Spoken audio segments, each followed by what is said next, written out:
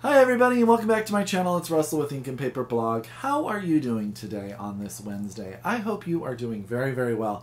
You actually get to see me in a collared shirt today. I'm still in my work clothes.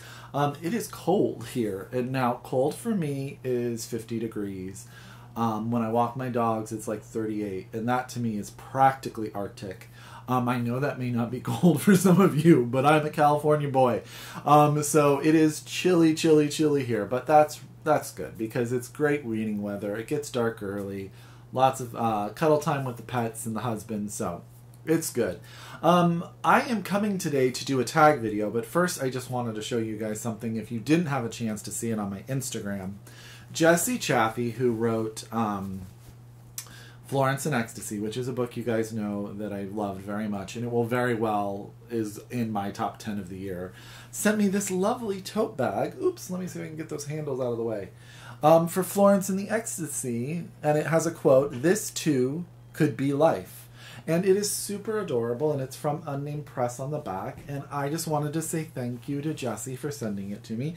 It came with a nice thank you note for hosting her up in Oakland with Jeff Nicholson, and that was super nice. So, I wanted to show you guys that if you aren't an Instagram follower of mine. If you would like to be, you are welcome to follow that link below. I will say it's mostly my dog's books, and yep, my dogs and books, sometimes me. But tag video, that's what I'm coming to you with. I don't do a lot of tag videos. Do you guys like tag videos? I don't know why I haven't done them, but I was nicely enough tagged, and actually, oh, let me start all over. That got all sorts of confusing. This is the end of the year book tag. Now, I watched Simon Savidge's video of this, and he at the end said, anyone who's watching this that wants to do it should do it.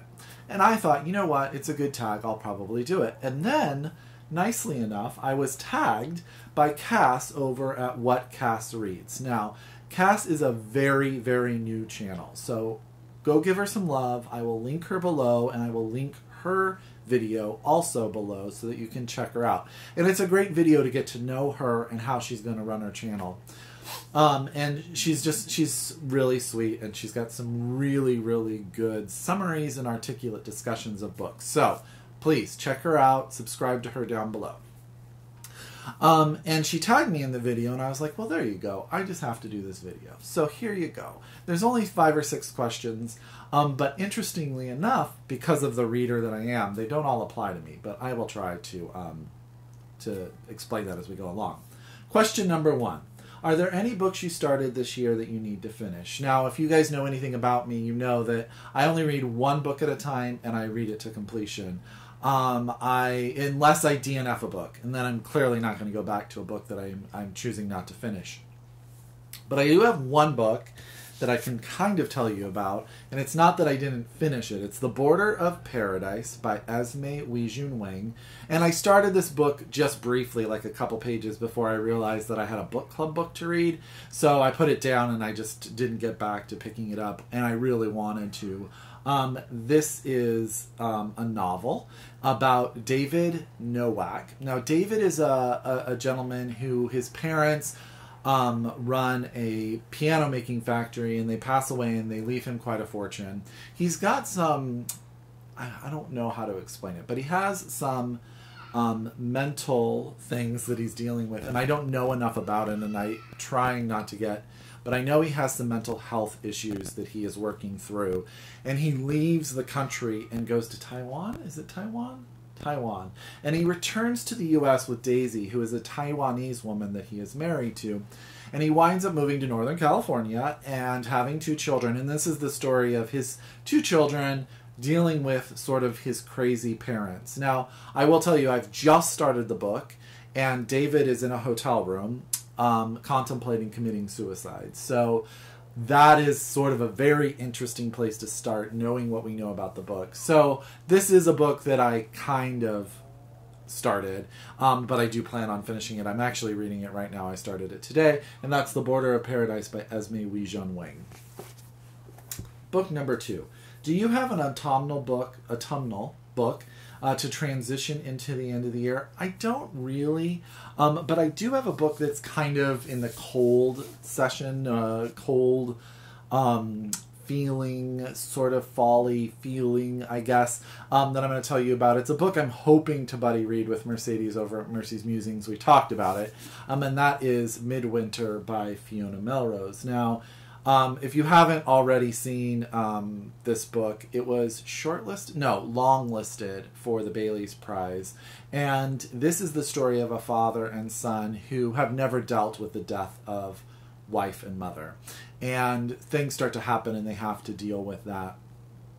And it just sounds phenomenal. I have heard from Simon Savidge that it is very sad and that there is something that happens with a dog that he's worried will make me sad inside. But I've heard nothing but rave reviews of Midwinter, and I am super excited to read it. And that's sort of my transition into the autumn. And that's Midwinter by Fiona Melrose. Now, the next question is, what are 3 books you want to read before the end of the year? I have 3 books. The first book is actually a buddy read I'm going to be doing with Lyndsay over at The Wandering Reader, and I will link her channel down below. And we are going to be buddy reading The Good People. Is this not by Hannah Kent? This not a fantastic copy? Oh my goodness. This is actually the UK copy. The US copy is really pretty too. It's in purples. But Simon sent me a signed copy ages ago, and I just haven't read it. This is the story of 3 women in 1825 Ireland.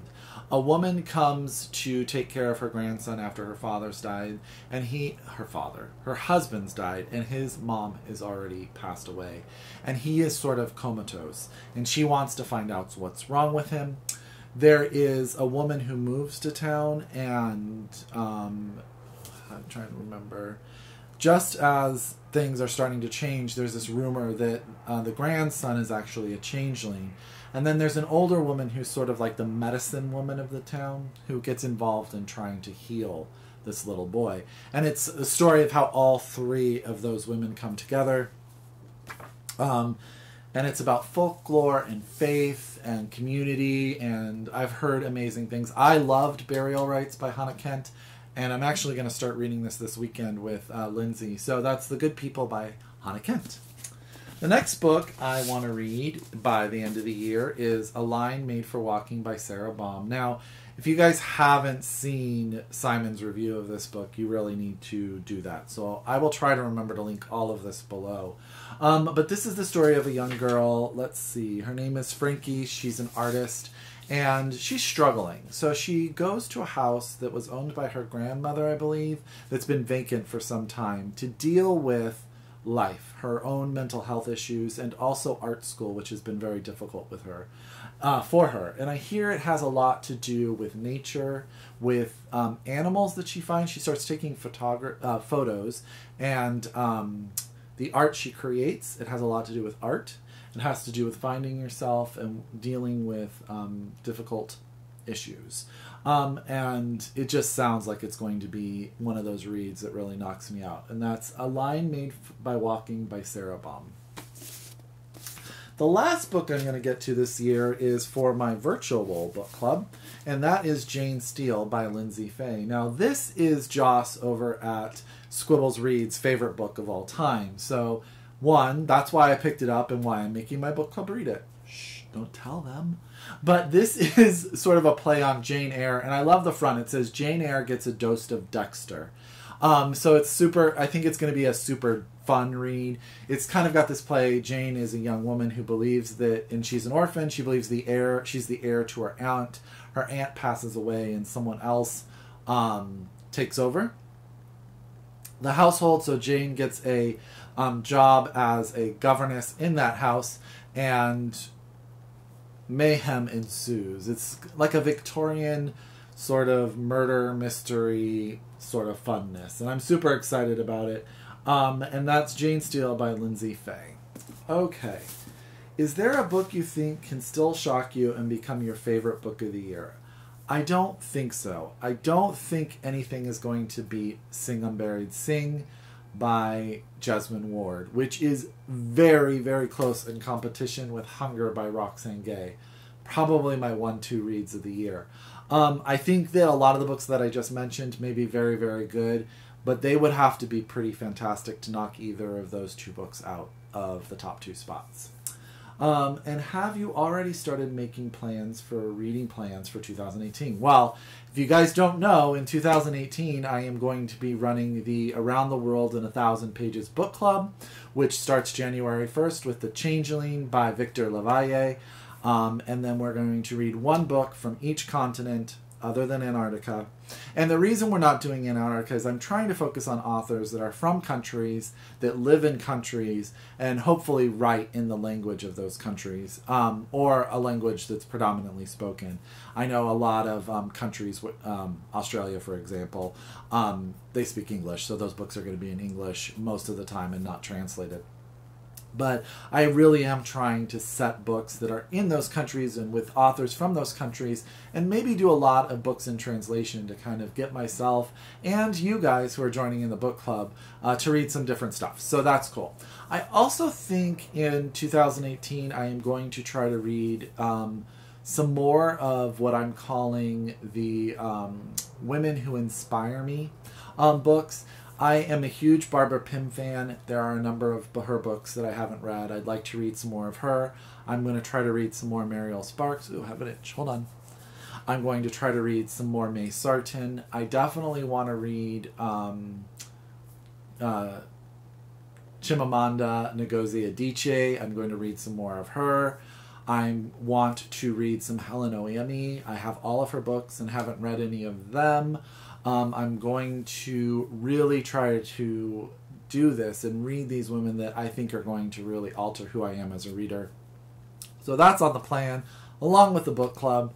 And then my other thing is I've got to get through some of my TBR. So maybe scale back a little bit on my buying and really try to get through all of these books on these shelves around me. Funny story, I told my husband, I was like, hey, I think I'm going to have to do a cull. I just have too many books and nowhere to put it. And this is why I married this man, I have to tell you. He goes, well, we have space for another bookshelf if you would rather just do that. Of course I'd rather do that. So there you go. So that is the end of the year book tag. I hope you guys like it. If I'm not going to tag anyone specific, I think I should probably tag Lyndsay, since she was mentioned this. So Lyndsay, if you are watching, I hope that you do this book tag if you haven't already done it. And I hope that you guys, if you like this and you have your own channel, you should do your own version of this tag. Until next time, as always, if you are a return subscriber, thank you so much for watching. If you are new to my channel, hi, and I hope you liked what you saw. Happy reading, and I'll talk to you next time. Bye!